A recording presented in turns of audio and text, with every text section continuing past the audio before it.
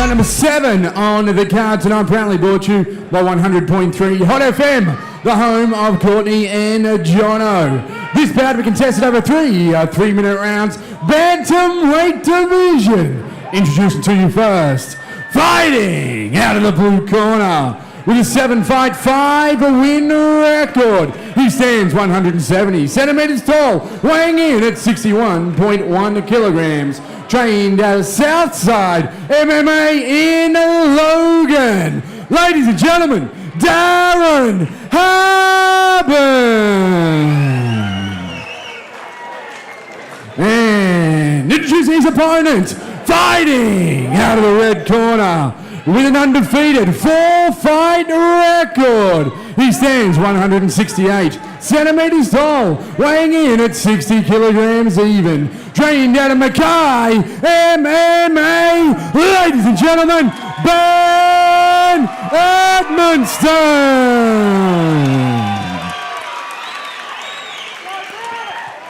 Very popular young man here at the Mackay Entertainment Centre this evening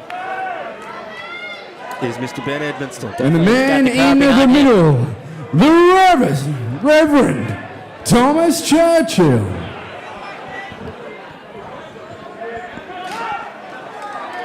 Round 1. Here we go. Expect fireworks, ladies and gentlemen.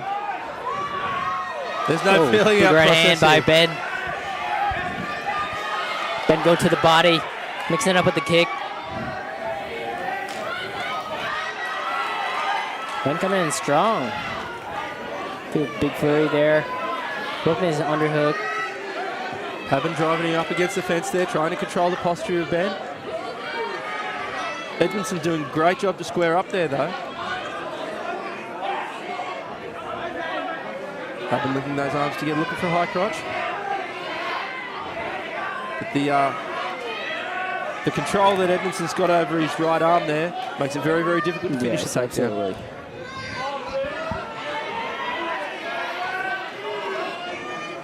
Yeah, Ben making it very hard for Darren to get him down there.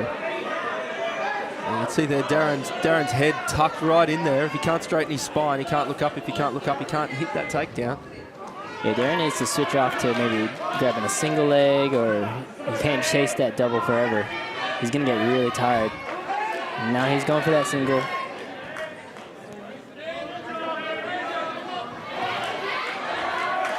Abandoning the thought for now. Ben has a chance to get out to the back there and come out with strikes. He does. Again, we're seeing some of these less experienced guys look for that headlock sort of technique. Good timing on the double, but Edmondstone very, very quick to get the underhooks and defend.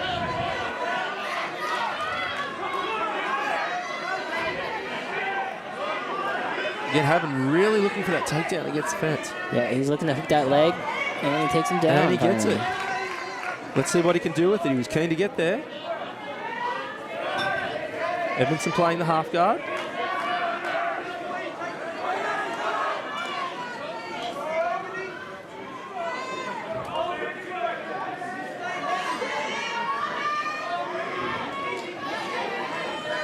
Edmondstone active off the bottom there. He's not letting Habben settle and work his ground and pound too well. He's keeping his left knee there on the hip, keeping that space. Getting a little bit of space for him to move around, but at the same time can be bad for him as he gives space 30 for seconds. Darren to strike as he moves into guard. Looking to use the cage to make some space for himself. He looks like he could be swinging for an armbar. And he does. Wow. And he switched. That's in pretty tight. That's in Who's really gonna tight. get that? I don't know. It's in tight at the wrong angles, a little bit wrong. He had it on, but the angle was just a little bit off, and Darren gets out. A little bit of sweat, a little bit of sweat. End of round 1. It was very interesting. He initially said he switched his hips to go for the armbar on one arm, and very quickly transitioned and went to the armbar on the other arm. And I think that might have just taken Habben by surprise a little bit, and almost brought about a finish to that first round. I think he was very. You can also see they're imploring him to hit that takedown. They want the action on the ground. Which in the end kind of it kind of hurt Habben there. It went against him, didn't it? Yeah, almost did. Seconds down. And it was an interesting first round. That Once again, big thanks to our major sponsor here tonight, Mine Spec Parts. Without them, we can't put on wonderful shows like this Carnage in the Cage 7. Habben had Edmondstone pinned against the cage, but he couldn't do a lot with it. Edmondstone controlled the position really well, controlled the posture. Round 2. And again, they come out swinging in round 2. Left kick there by Edmondstone. Edmondstone catching the kick and jamming it down. He's going to come out really strong here. Habben again though, circling on the fence, getting Edmondstone backed up there. Yeah, Ben seems very comfortable having his back against the cage. He does seem comfortable, you're right, Ben, but in these shorter amateur bouts, 3-3-minute rounds, he needs to be careful that time doesn't get away from him. Yeah, exactly. He might not be in too much danger, but he needs to start imposing his will, I think. Absolutely.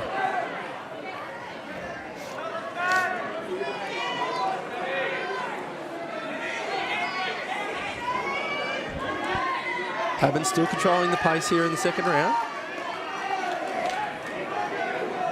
Ben comfortable working off his back against the cage. And again, that single leg he's looking for. Switch to a double, perhaps.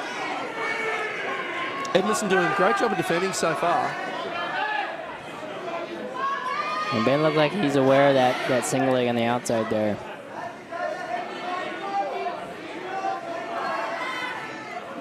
He switched sides now, working that left underhook. Wrist control, fairly static. Halfway through the scheduled distance. Habben doing a good job keeping his head under the chin of Ben, dominating the head control of the cage. Wants to be careful not to let it slip down like that, though. That's where he gives up that dominant position like he did in the first round.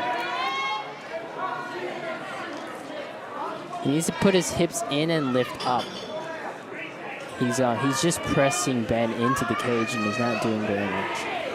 And while it might tire Edmondstone out, it's not going to have any real long-lasting effect on this fight. He needs to get his legs underneath him, hips in, and start lifting him. There we go. He sucked the legs out.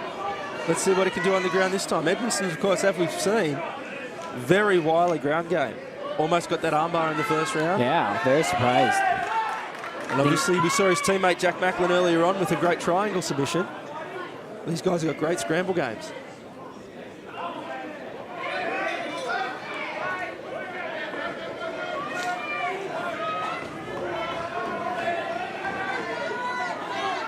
It's a tough position for a fighter these days. I mean, they know that in the 20 guard, seconds. when they're playing the guard on the bottom, they know that they're in a relatively safe position, but it doesn't look good in the eyes of the judges. No, and Habben doing a good job keeping Ben centered onto the cage, keeping his head, back of his head onto the cage, and making it very uncomfortable. End of round 2. And we're 2 rounds through. Keep those comments going on the Carnage in the Cage Facebook page and using the hashtag CITC7.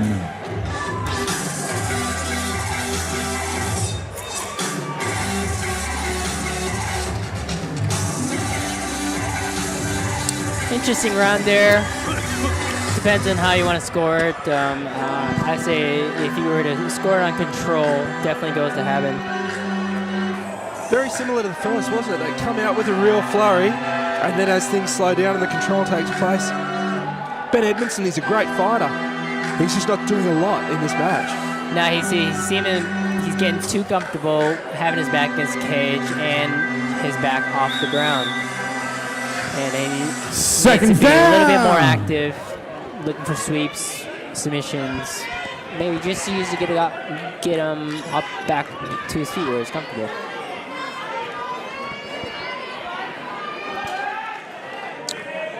A lot of times you hear, position before submissions, but sometimes submissions can lead into a good position. They certainly can. Lead into a scramble to get back up to your feet. Third and final round.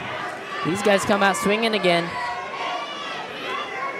Let's see if they can keep Dab it on the counter left hand. Edmondstone going to work on the legs there. Looking close to distance himself this time. But again, Habben backs him up against the cage.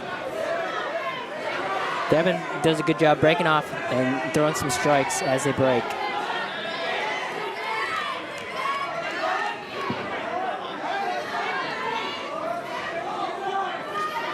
Oh, nice counter right hand there by Darren. Habben. See Ben's head snap back there. I think really that might have clean. stunned him just a little bit. Yeah, it looks like it hit he's him. not quite sure where he is. Hit him right in the jaw.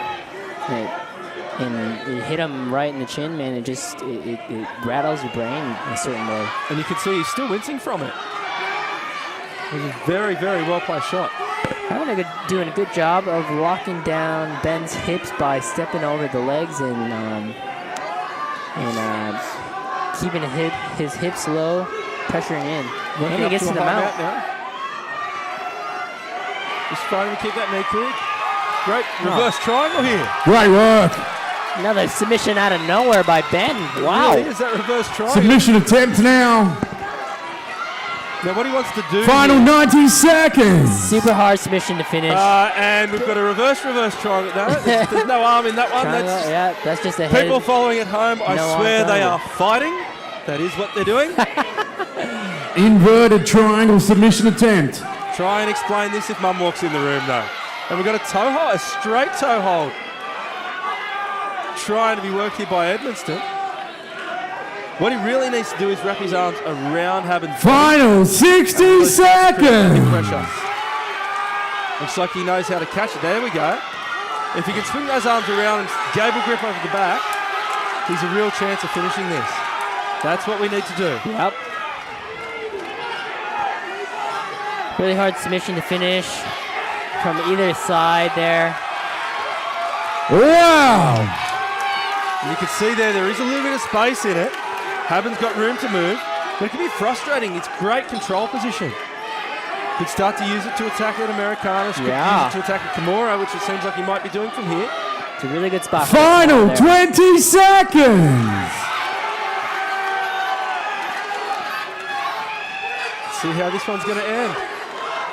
Both men content to stay in this position and strike as the final seconds begin to wind down. And once again, we go to the judges. Oh boy! And another very tight fight. You know, I thought that one wouldn't go to the judges, but man, that was a hell of a fight. It really was. Both fighters sitting side by side against the cage there. Just like if they were buddies. They certainly couldn't have given us anything more, that's for sure. Slugging it out to the end. And Habben looks confident. Let's get our official result from Dave Mack. All right, ladies and gentlemen, please put your hands together. Bout number 7 on the card tonight. Proudly brought to you by Hot FM. After 3 rounds, we go to the judges' scorecards. All 3 judges scored the bout 29-28 for your winner. From the blue corner, Darren Habben. And obviously that control that Habben showed there throughout the fight really made the difference. Edmondstone didn't look like he was in too much danger at any point, but he really wasn't getting away that offense until that 3rd round. yeah, I mean, he put out some slick submission attempts out of nowhere. And man, both fighters showed a lot of heart, a lot of skill.